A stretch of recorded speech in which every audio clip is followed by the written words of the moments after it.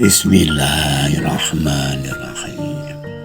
Assalamualaikum warahmatullahi wabarakatuh.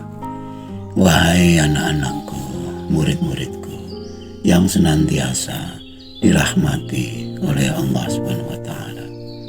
Marilah kita lanjutkan pelajaran kita, ngaji belajar murid. Kali ini kita membahas mengenai antara usaha dan takdir.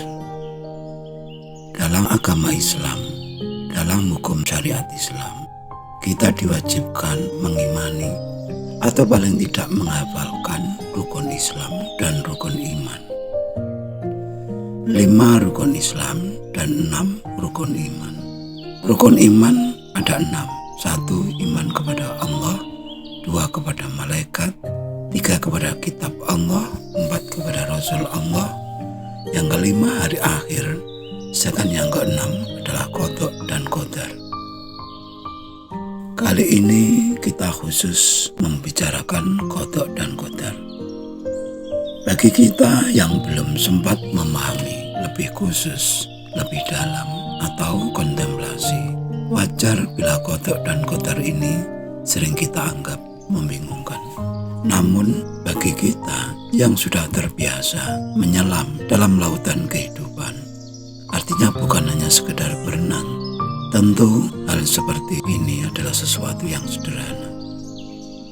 Bila dikatakan Tuhan adalah sumber segala sumber, sebab dari segala sebab, maka setiap makhluk adalah cabang, hanyalah cabang-cabangnya, pecahan-pecahannya atau cuilan-cuilannya saja.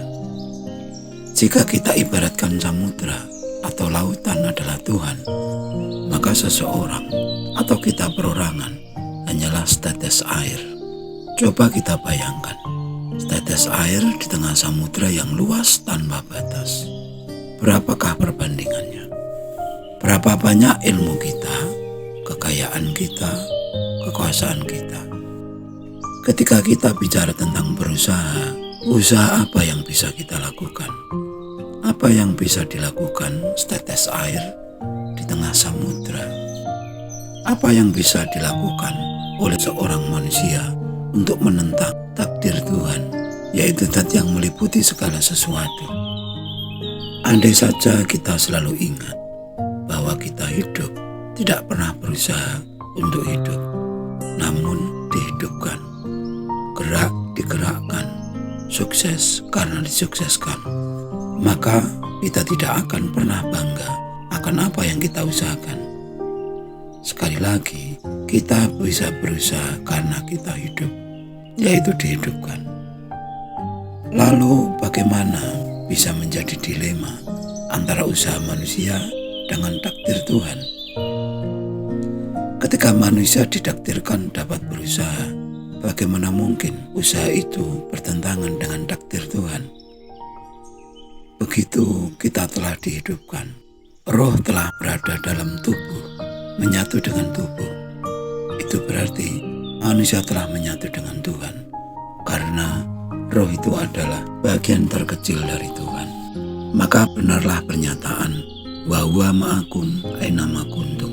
Dia selalu bersamamu dimanapun kamu berada.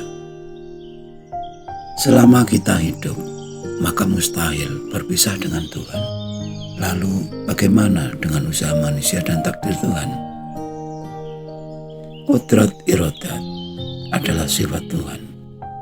Kita memiliki qudrat atau kuasa dan iradat atau kehendak dalam hidup ini adalah pinjaman dari Tuhan. Karena roh kita adalah hanya percikan dari Yang Maha Roh, maka kuasa dan kehendaknya pun sangat kecil atau sangat terbatas.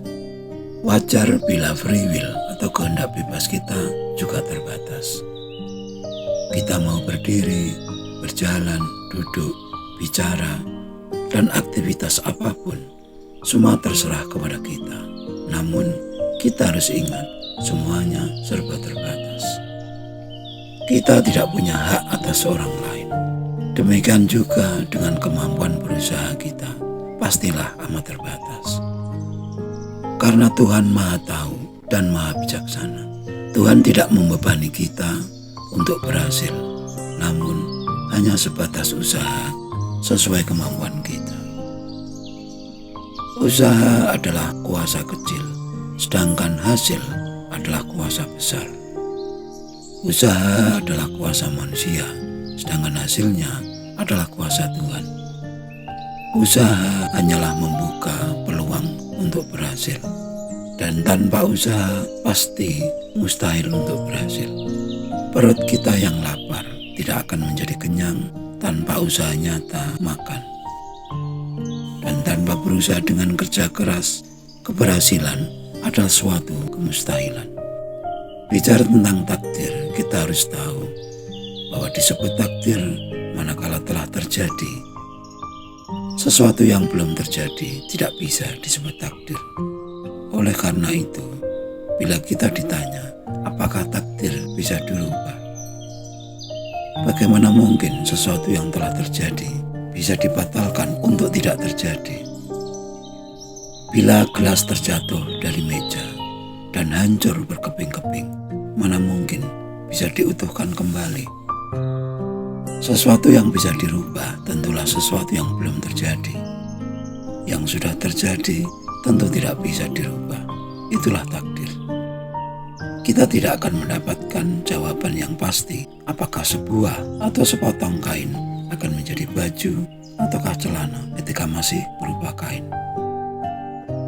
Apakah kain ini akan ditakdirkan menjadi celana? Apakah bahan bangunan, yaitu pasir, semen, air, batu, dan sebagainya, menjadi masjid ataukah gereja? Apakah ditakdirkan menjadi masjid? Tentu saja yang dapat menjawab adalah yang kuasa, yaitu yang membuat bangunan itu. Itulah yang disebut takdir itu tergantung kepada yang Maha Kuasa.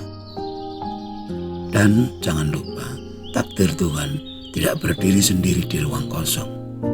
Dia pasti bersesuaian dengan sunatullah, hukum-hukum Tuhan atau hukum-hukum alam, termasuk tabur tuai, sebab akibat, pertukaran, tarik-menarik, dan seterusnya.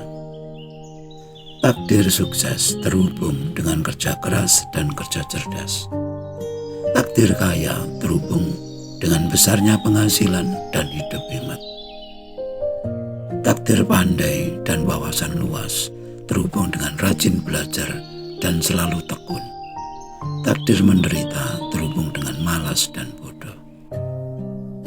Tanpa kodok dan qadar, tanpa data dan fakta, tanpa skenario dan pelaksanaannya, kehidupan ini tentu kacau balau. Tanpa adanya cerita terlebih dahulu, bagaimana Pak Dalang dapat menggelar pertunjukan wayang? Semua penikmat wayang pasti telah hafal bahwa Pandawa ditakdirkan menjadi kesatria yang baik hati, yang akhirnya memenangkan peperangan Bratayuda. Dan Kurawa adalah pihak yang jahat dan yang akhirnya kalah. Bukankah takdirnya memang seperti itu? Mengapa Pandawa baik dan akhirnya menang? Mengapa Kurawa itu jahat dan akhirnya kalah? Bukankah semuanya ada penjelasannya yang rasional? Apakah Tuhan menciptakan takdir dalam kehidupan ini seperti melempar dadu yang serba tidak pasti hasil akhirnya? Tentu saja tidak.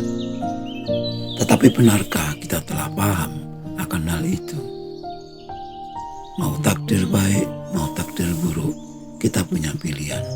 Dan jangan lupa, berusaha adalah bagian yang ditakdirkan Tuhan. Kebiasaan membentuk watak, watak menentukan takdir. Bukankah begitu?